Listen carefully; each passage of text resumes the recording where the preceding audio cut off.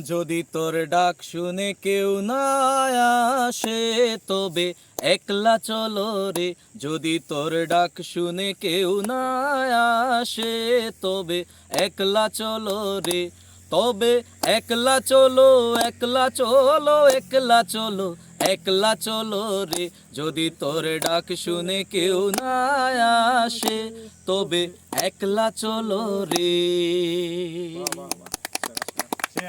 কোথায় আছে গান আমার প্রাণ, আর গানরে যে ভালোবাসে না তার মধ্যে মানবিকতা বা মনুষ্যত্ব আছে কিনা এটাও একটা প্রশ্ন হইয়া দাঁড়ায়। তো আমরা দেখলাম আমাদের ত্রিপুরা রাজ্যের বিভিন্ন স্কুলে প্রায় 100টার মতো না, টোটাল 100টার মতো, 100টার মতো বিদ্যালয়ে কিন্তু বিদ্যাজ্যোতির আন্ডারে নেওয়া হয়েছে। এবং ওই বিদ্যাজ্যোতি স্কুলগুলোর মধ্যে বিভিন্ন বিভিন্ন তোমার বিষয়ের উপর টিচার নিয়োগ করা হয়েছে এবং এই শিক্ষাদান চলতেছে। তো তার মধ্যে বিশেষ করে হইলো আমরা আগে যখন স্কুলে আসলাম আমরা কিন্তু এগুলো পাইছি না। যেমন গান শেখানো হয়, নাচ শেখানো হয়, তারপরে ভোকেশনাল ট্রেনিং দেওয়া হয়, হাতে কলমে কাজ করানো শেখানো হয়, বা আদার্স আরও অন্যান্য ফেসিলিটি আছে, বা আর্ট। তো আমরা আজকে একটু আলোচনা করবো গান নিয়ে। তো গানের মহত্ব কিতা, বা প্রত্যেকটা স্কুলে যে এই যে গানের শিক্ষক নিয়োগ করা হয়েছে, বা গান থেকে স্টুডেন্টরা ভবিষ্যতে তারা কি কি পর্যায়ে যাইতে পারে, তারা সাকসেস কী হইতে পারে, বা গান কেন প্রয়োজন, সেটা আমরা আজকে একটু জানার চেষ্টা করবো। তো আমরা মিস্টার অমিত, তোমার কাছ থেকে আমরা জানার চেষ্টা করবো যে গানের গুরুত্ব কি। গান প্রত্যেকটা মানুষে ভালোবাসে, তার হাসি কান্না দুঃখ যে কোনো সিচুয়েশনে কিন্তু মানুষ গানরে খুব ভালোবাসে।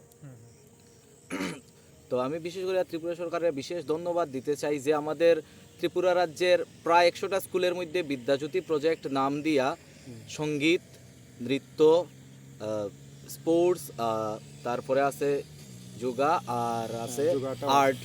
তো এগুলো সবটাই শিক্ষার অংশ। মিউজিকের ব্যাপারটা নিয়ে আমি যেহেতু খাস করাম, আমি একটু কই।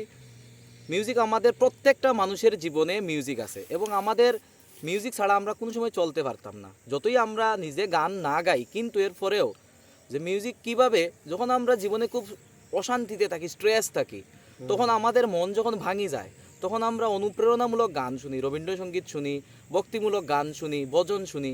এইগুলা কিতা করে আমাদের বাঁচতে আরও ঊর্জা দেয়। গানের লিরিক্সের মধ্যে যখন আমরা খুব দুঃখে থাকি, লিরিক্সগুলো বোঝার চেষ্টা করি, এগুলো আমাদেরকে অনেক শান্তি দেয়। যখন আমরা আনন্দে থাকি, যেমন দুর্গা পূজা, কালী পূজা, সরস্বতী পূজা, এই অনুষ্ঠানে যদি সঙ্গীত থাকে না, দেখবা একটা আধুরা রয়ে গেছে। মানে পৃথিবী সৃষ্টিতে কি, হ্যাঁ, পৃথিবী সৃষ্টির পর থেকে এই সঙ্গীত যে জিনিসটা, এটা ঈশ্বরিকভাবে মানুষের মধ্যে আয়। সঙ্গীত আর নৃত্যটা এবং সব কলাই, কিন্তু সঙ্গীতটা এর মধ্যে 64টা কলার মধ্যে একটা বিশেষ কলা হিসেবে ধরা হয়। অনেক মানুষে আমারে কয় যে তোমরা গান করো, আমরা যদি গান করতে পারতাম।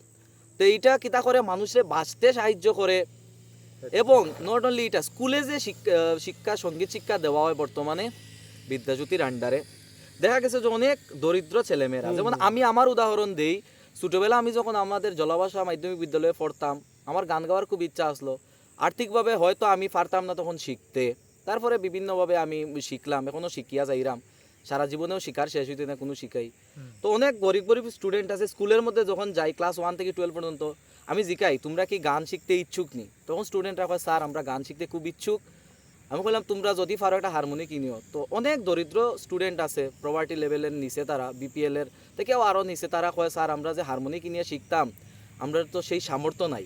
তো আমরা কিতা করি, স্কুলের মধ্যে সরকারিভাবে হারমোনি আছে, সরকার থেকে দেওয়া হয়েছে, স্কুলের মধ্যে গিয়া সারেগামা শিখা হয়। এই যে সারগামগুলা, এইগুলা প্র্যাকটিস করলে, আমার গুরুদেবে কইছেন যে যদি আমরা সারেগামা পাদা নিচে এইগুলা সঙ্গীত নিয়ে যদি আমরা কাজ করি, রেওয়াজ করি, তাইলে আলাদাভাবে আমাদের ভগবানরে ডাকতে হয় না, আমাদের শারীরিক অনেকগুলা কণ্ঠর যে ব্যায়াম হয়, তারপরে মানসিকভাবে শান্তি মিলে, মেডিটেশন করা যায়। স্টুডেন্টরা শিখানির পরে স্টুডেন্টরা এত আনন্দ পায়। একটা স্টুডেন্ট তার পাড়াত গান গাইতো, সে হয়তো কোনোদিন সঙ্গীত শিখছে না, মনে করো পাড়াত দুর্গা পূজা, বাসন্তী পূজা হয়, সরস্বতী পূজা, সাংস্কৃতিক অনুষ্ঠানও সে কিতা করে স্কুলে শিকার পরে তো আনন্দিত হইয়া কয় স্যার আমার ওই গানটা দেখাই দেন। আমি দেখাই দিই, স্কুলেও দেখাই দিই। তারা পরবর্তী সময় তারার পাড়াতে গিয়ে এটা করার পরে তার যে সব পাড়ার মধ্যে তার ট্যালেন্টটা উঠিয়ে আইল। তারপরে আরেকটা জিনিস দেখা যায় যে আজকে শুধুমাত্র যে একাডেমিক এডুকেশন, যে পুঁথিগত শিক্ষার বাইরেও যে আমরা সঙ্গীতটা যদি শিখি, ত্রিপুরার মধ্যে শচীন দেববর্মন স্মৃতি সরকারি সঙ্গীত মহাবিদ্যালয় আছে, ত্রিপুরা ইউনিভার্সিটিতে মিউজিক নিয়ে মাস্টার ডিগ্রি আছে, রবীন্দ্রনাথ ঠাকুরে শান্তিনিকেতন খুলছেন প্রকৃতির মাধ্যমে শিক্ষা দেওয়ার লেগিয়া, এটার তো একটা নির্দিষ্ট একটা মাহাত্ম আছে, যেটার লেগিয়া তৎকালীন দিনে তাই খুলছেন। তো তাই চাইছে যে শিশুরারে সঙ্গীতের মাধ্যমে প্রকৃতির মাধ্যমে শিখাইতে লাগবো।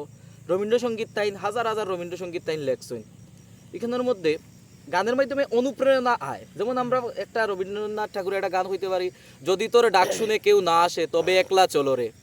এখানের মধ্যে আমরা কিভাবে ইন্সপিরেশন হইতে পারি, আমরা যদি কোনো একটা মহৎ কাজে যাইতে চাই, আমাদের অনেক বাধা পেছন থেকে, মনে করি যে আমাদের বন্ধু বান্ধব জান না আমি এখানে যাইতাম, তাহলে আমাদের লক্ষ্যটা যদি স্থির থাকে, লক্ষ্যটা যদি সঠিক থাকে, তাইলে আমরা এই গানের মাধ্যমে অনুপ্রেরণা পেলাম, যদি তোর ডাক শুনে কেউ না আসে তবে একলা চলো রে, যদি কেউ কথা না কয়।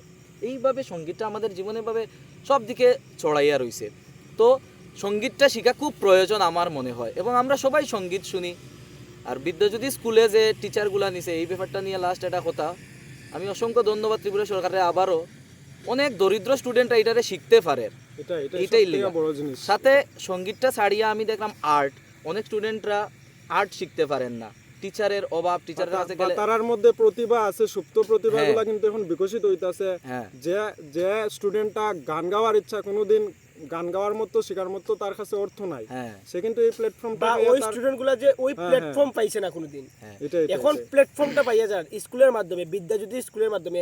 এই অমিত স্যারের মতো স্যার পাইছে, অমিত স্যারের মতো আরো অন্য অন্য স্যারও আছে। আরো আছেন তো ত্রিপুরাতে। ওরা কি যেমন এখানের মধ্যে আমি একটু কই রূপম, যেমন 15ই আগস্টে অনেক স্টুডেন্টরা আগে গান গেছো, যারা সঙ্গীত কমার্শিয়াল ভাবে শিখের, নৃত্য শিখের, তারা শুধুমাত্র করতো ফানিসাগর আমাদের টাউন হলে ধর্মনগর, এটা আমরা কিন্তু দেখছি। অন্যরা সুযোগ পাইছে না। পাইতো না। কিন্তু মুক্তমঞ্চে অনুষ্ঠান হল 26শে জানুয়ারি গত 2023-এর 15ই আগস্টে স্টুডেন্টরা কইছে স্যার আমরা কোনোদিন স্টেজের মাধ্যমে মাইক্রোফোন লইয়া গান করছি না।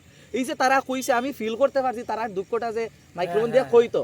তখন এই মিউজিক আমি তারা স্কুলে গিয়ে শিখাই, তারারে লইয়াই যতটুকু পারে তারা স্টেজে করছে, তারা বাড়ি থেকে গার্জিয়ানরা দেখছে, ফেসবুকের মধ্যে সোশ্যাল মিডিয়ার মধ্যে ছবি দেওয়ার পরে মা বাবারা কয় স্যার আপনি নি গান শিখান, খুব ভালো লাগে। তখন মনে হয় যে এই যে বর্তমানে এই সুযোগটা পাইছে যে ওই জিনিসটাই ভালো লাগে। তো এটাই সাকসেস, ওইটাই আর কি। তো আমি কইব সবাই সঙ্গীত শিখবেন, শুধুমাত্র যে সঙ্গীত শিখিয়া যে স্টেজে প্রোগ্রাম করিলেই তা এমন নাই। সঙ্গীতের মাধ্যমে অনেক পজিটিভ আছে, নেগেটিভ আমি এখানের মধ্যে দেখলাম না। আমরা নেগেটিভ দিকে যাওয়ার দরকার নেই, পজিটিভ জিনিসটা সঙ্গীতের মাধ্যমে নিমু।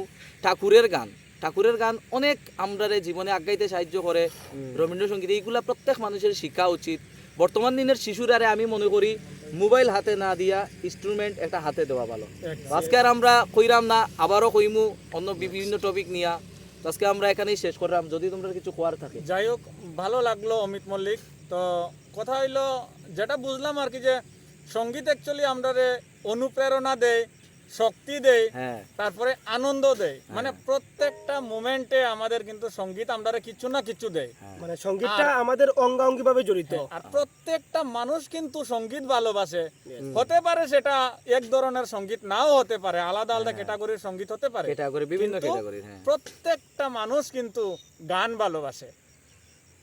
তো সবাইরে আবারও নমস্কার। আমাদের ভিডিওটা প্লিজ শেয়ার করবা, আমরা যে উদ্দেশ্যে ভিডিও বানাইতে লাগছি আপনারা শেয়ার করবা, কমেন্ট করবা, এবং আমাদের সাজেশন দিবা যে কিতা কোয়া যায় আগামী ভিডিওর মধ্যে, কোন টপিক লইয়া হইবা। সবাই ভালো থাকবা, ধন্যবাদ সবাইকে, নমস্কার।